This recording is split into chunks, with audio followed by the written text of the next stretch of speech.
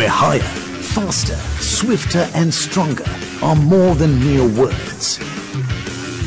There are no limits to imagination or wonder. Welcome to the world of the entrepreneur. They do things differently and do them better than anyone else, where the fight to the top means that you set your own milestones and compete only with yourself. Where belief lies in your own ability to see the future and conquer it. Today, we invite you to walk on the winning side, where there are no limits to growth and the power to make a difference lies with you. Our time is now. We are ready to unleash India. Are you?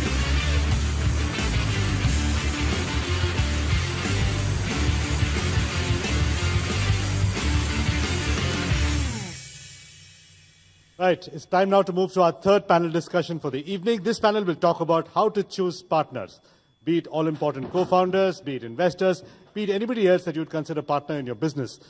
This is arguably one of the most important decisions that entrepreneurs will need to make, because if you get this wrong, you'll end up paying for it for a very, very long time. To moderate this panel discussion, may I invite the executive editor of CNBC TV 18, Menaka Doshi.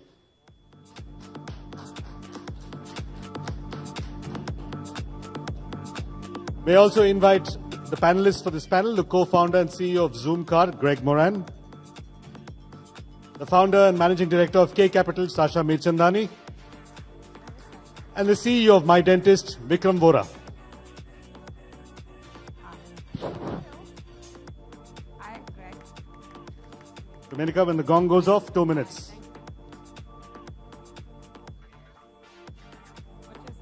Hi, thanks very much. So Senthil and Suresh stole some of my glory. I was going to rename this panel because appropriately it's about partners, co-founders, investors. So I thought it would be nice if we rename this panel Rahul Yadav ko gussa kyun aata hai? Because essentially the answer to that question will sort of, describe everything we're going to talk about in the next 15 minutes. And we'll make it quick because we are behind time. Can I sort of split down this room and ask how many people believe Rahul Yadav was right in what he did? Hands up. Okay, so that's clearly a minority. I'm assuming everybody else believes that the investors were right? Really? Most of you have no opinion, is it? There are 3 people who believe Rahul Yadav was right and 3 people who believe the investors were right. Both were wrong. Okay, let me... How many people believe that both were wrong? Oh dear. Okay. Now, I'm asking this in all seriousness. No offense meant either to Rahul or his investors, but clearly that is the biggest story in the startup space this year, because it symbolizes, it describes so many conflicts, between founders and investors. So Greg, why don't we start with you? Do you think what went on at housing.com was a problem in terms of the relationship between the investor and the founder having gone sour? And why do you think that could have happened? Well, first thing, I guess Rahul actually poached one of our best PMs, so that was just a side note.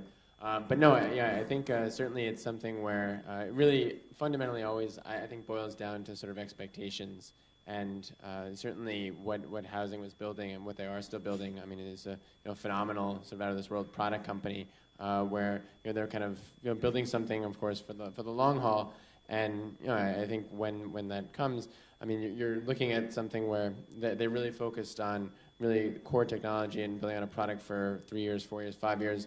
I think commercially, the orientation there, it wasn't necessarily about making a ton of revenue early on. And I think, so the culture that was sort of set and then so I have also some friends in housing, is one that's I think fundamentally different. The trajectory, what they were looking to build, was different from what the investors were, I think, looking at in some instances. And so you started to see sort of maybe a schism over time, slowly start to take shape, and then it's a sort of a slippery slope from there. If you had to put the blame on someone's doorstep, where would you put it?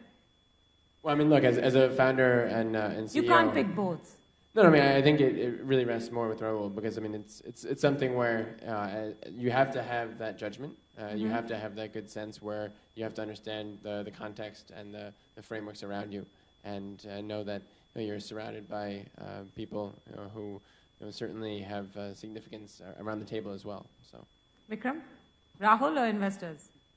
It's a difficult, I mean, No, you can't pick both. It's off the table. See, the issue was that, I mean... Rahul or investors? Yeah. No, I wasn't in the bedroom. Yeah.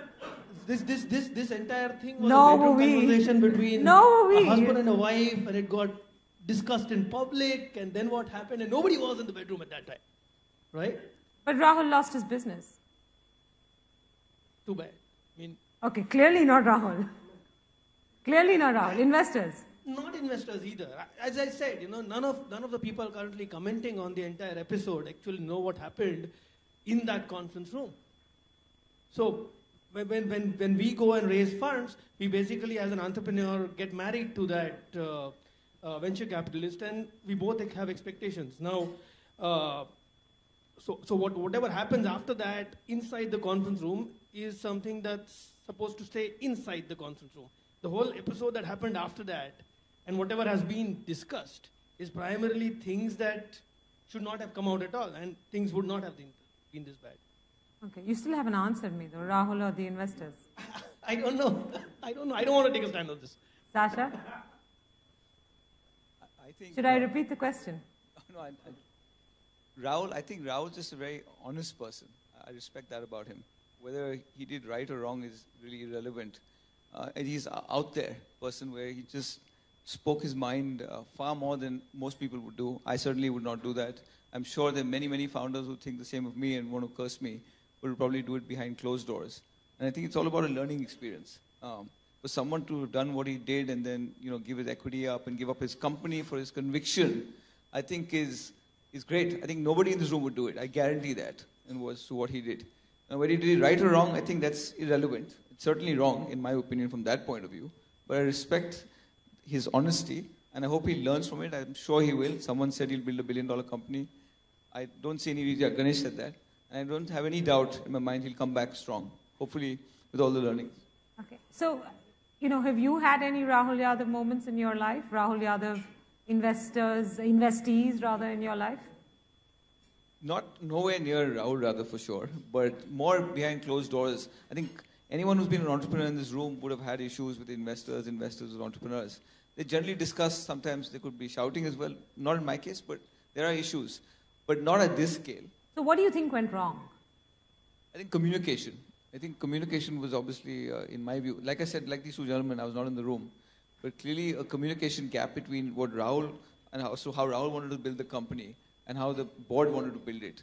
It is a lot of money. It's $100 million. At some point, you could have listened to something as far as where the investors came from. But Rahul is not a guy who wants to listen to someone.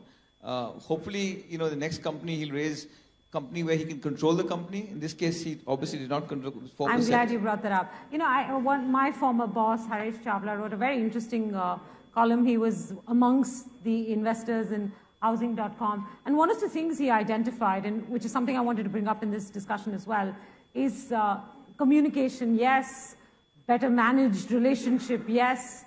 But what happens when an entrepreneur gives away control? And what does that do to the relationship between the entrepreneur and the investor?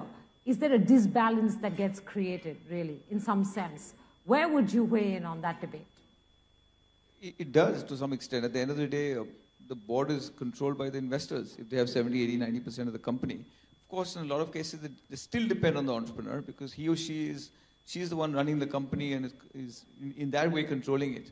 But he or she can be changed. In the US, it happens all the time. In India, but isn't that utterly stupid? You invested in a person who had a good idea.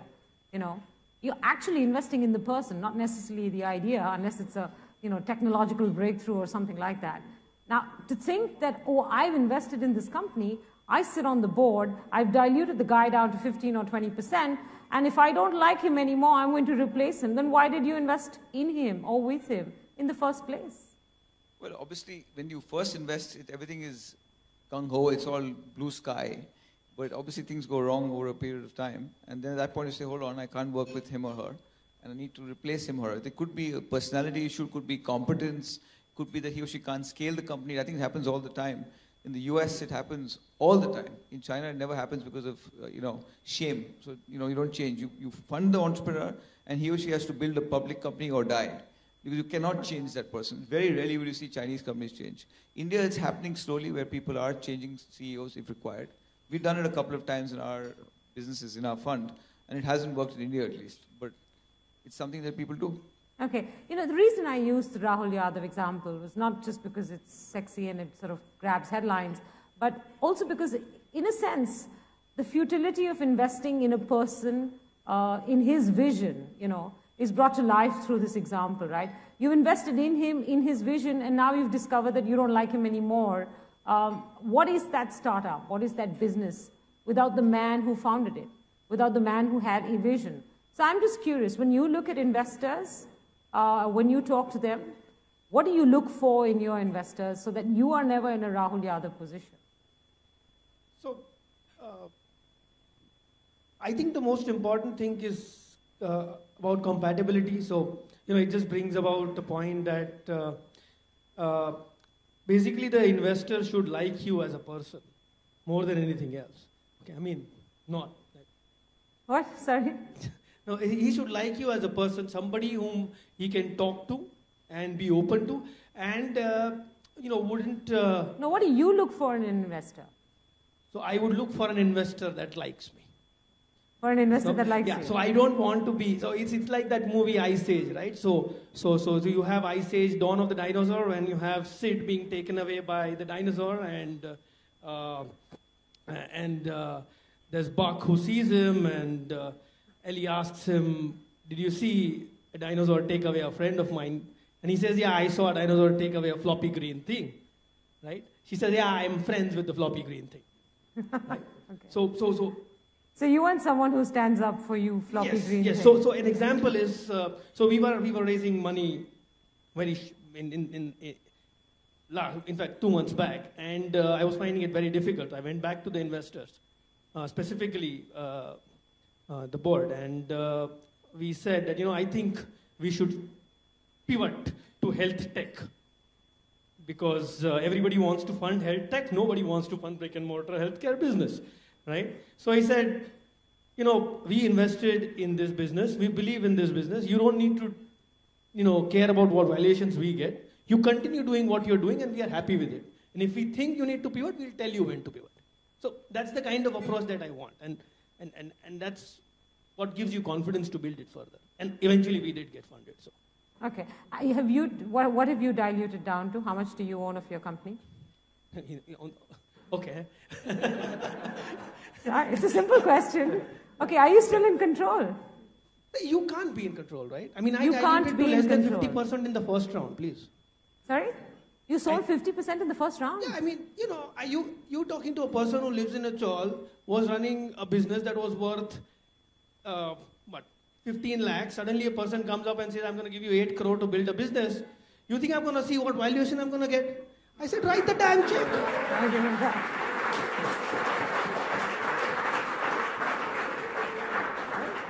It doesn't matter. What is control? Are you worried about the fact that you don't have control? That tomorrow, if you suggest something that your investors don't like, or your investors want to take your company or business in a direction you don't want, you might very well have to choose the door. Well, the point is that, when we all go and take up, how many companies that have got venture funded or private equity funded in this country actually go out and do an IPO? Few, very few. Yeah, and none, though most of them either get acquired, right? So at some point of time, you're going to lose it anyways. Okay. Okay. Live with it. The room is in the corner of the floppy green thing now, right? That's how it works. Greg, what do you look for in investors? Well, I think our business is a little unique because we are trying to build sort of a brick-and-mortar tech-enabled business.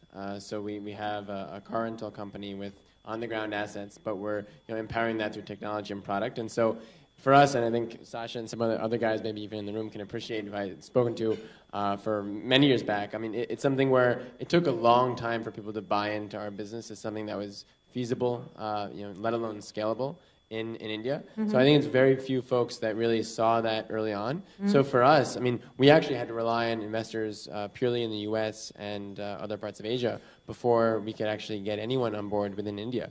So for us, it was a very long battle to get to that start line. But I think ultimately when we got there, it was really someone who kind of, no holds barred, so like aligned themselves with the vision and said, look, I fundamentally am taking a stand. I believe this market, this business can get to X in terms of over the next, say, 5-6 years, and they're willing to jump on board with you. And as these guys were saying, kind of as you pivot along the journey, I mean, they're willing to support that, and they trust that you're going to make. Have you met an investor you don't like and you said no to?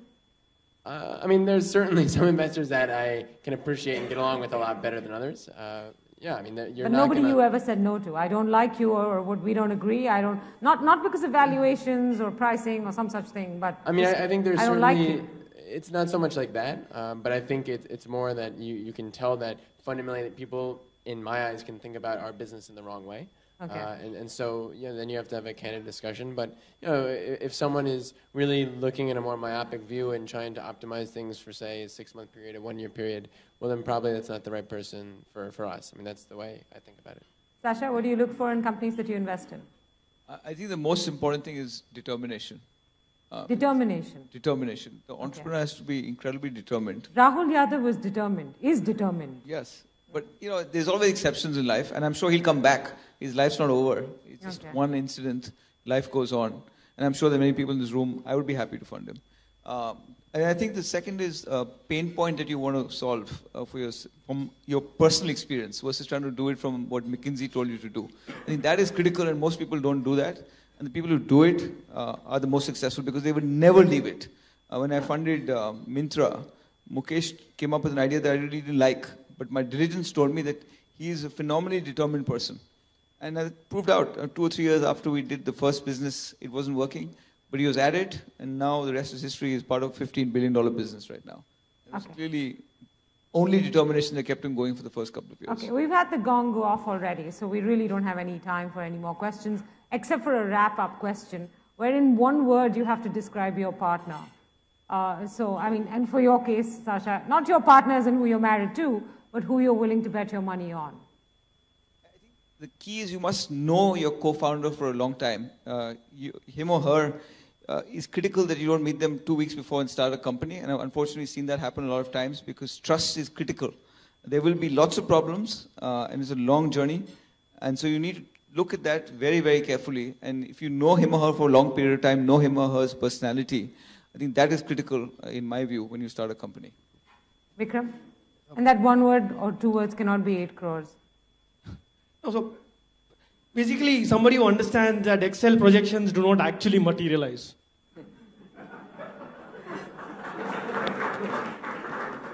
That's it.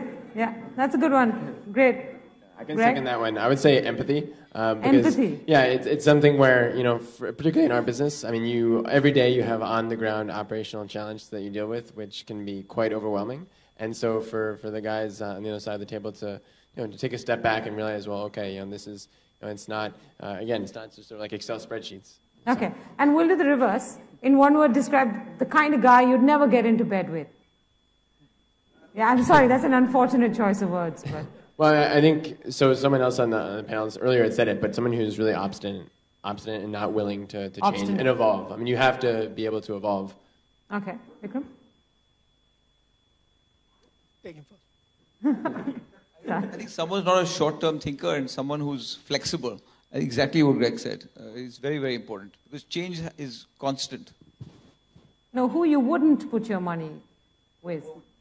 Yes. Someone who's not flexible. Okay, thanks. That was very And the useful. converse is also true. So,